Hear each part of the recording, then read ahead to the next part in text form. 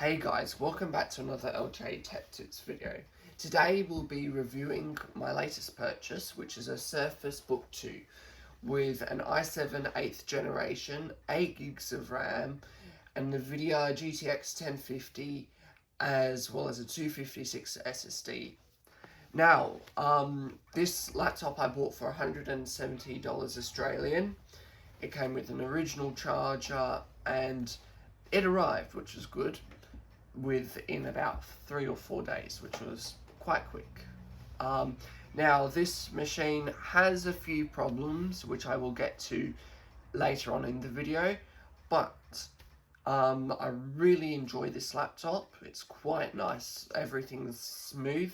It's very similar to my old daily, which was a Surface Laptop 2. And that had an i5 8th gen, 8 gigs of RAM, a 256GB SSD. But for a course that I'm doing at the moment, I kind of needed a GPU which would do something. It didn't have to be much.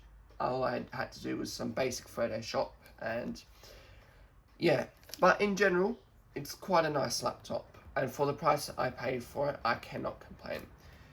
The speakers are front-firing speakers. They're just up here in the corner of the tablet. That's what I'd like to call that part there. It's a tablet. So let's just see. This is our YouTube channel. So hey guys, welcome back to another LJ Tech Tips video. Today we'll be looking at my Lenovo or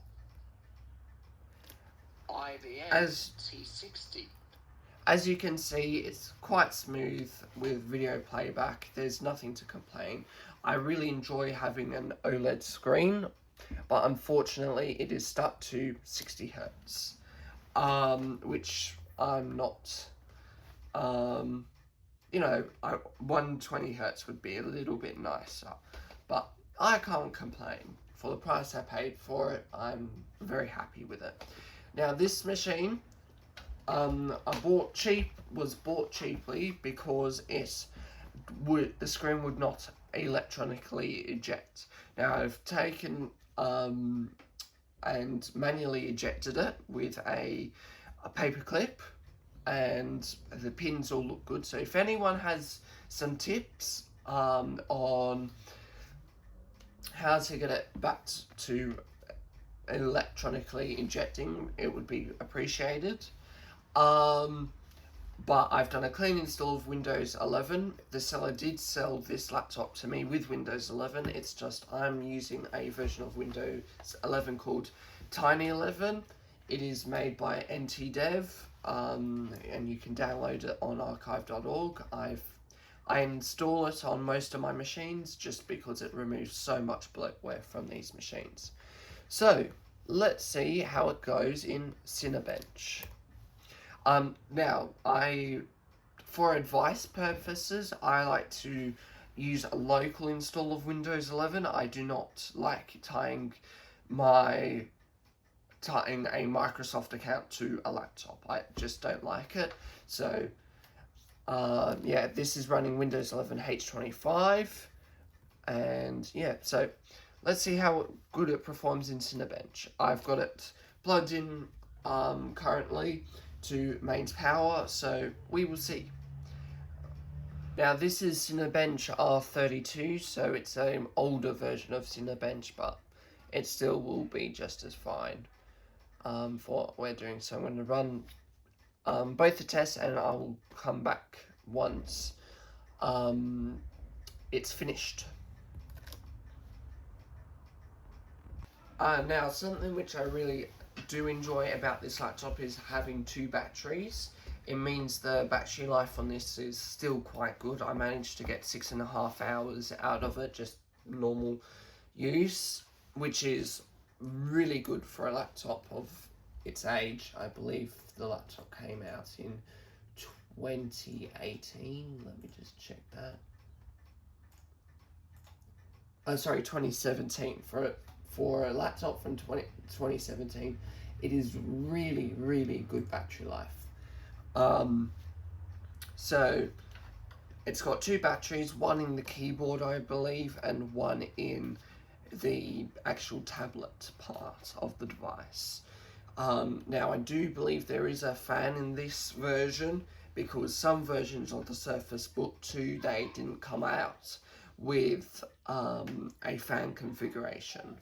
So it's quite good. It stays pretty cool. It occasionally does get hot because it is so thin compared to a normal laptop where the fan would be in the keyboard part of the machine. But it does get a little bit warm on the back, but it doesn't get too bad.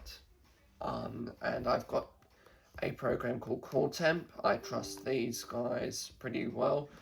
Before selling any of my machines, I always use them. As you can see here, we're at 70, around 70 degrees, 78 degrees, and well, whilst running Cinebench test, so it's quite good. Occasionally it will hit a higher number, which I've only experienced once, and that was when I was still setting up the machine. So yeah, overall it's pretty good having 2 batteries. It's got great battery life for the age of the machine. I'll get back to you once this multi-core has finished running. Alright, so we've got our results back from our Cinebench. As you can see, we are pretty alright actually. We're 8th, we've got 7th above us, which is a AMD Ryzen 7 1700X.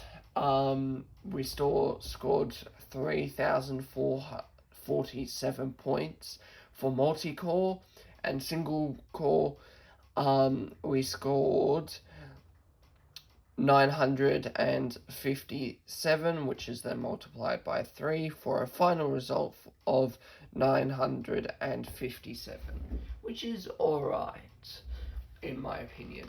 I don't really have a machine that is very powerful. I don't like working on too powerful hardware. Like, as long as it's good and it gets the job done, that's all I care about. That's my motive.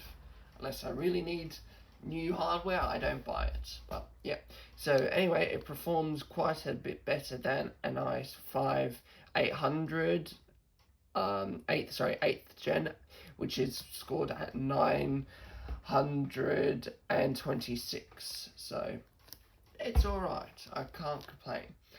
But overall, it's quite a nice machine for the price I paid for it. I can't complain. And yeah, I really enjoy this machine. Now, I will just show you guys something. So, this laptop, one thing which I find really cool with it is this hinge design. I find it really particularly interesting. It's also got a front camera, which I forgot to mention. And on this side, it's got the charging port as well as USB Type-C. So overall, quite a nice laptop. I can't complain.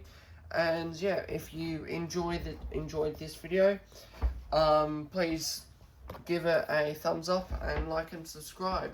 I've also bought a new tripod, which is hopefully going to make the videos less shaky than my hand.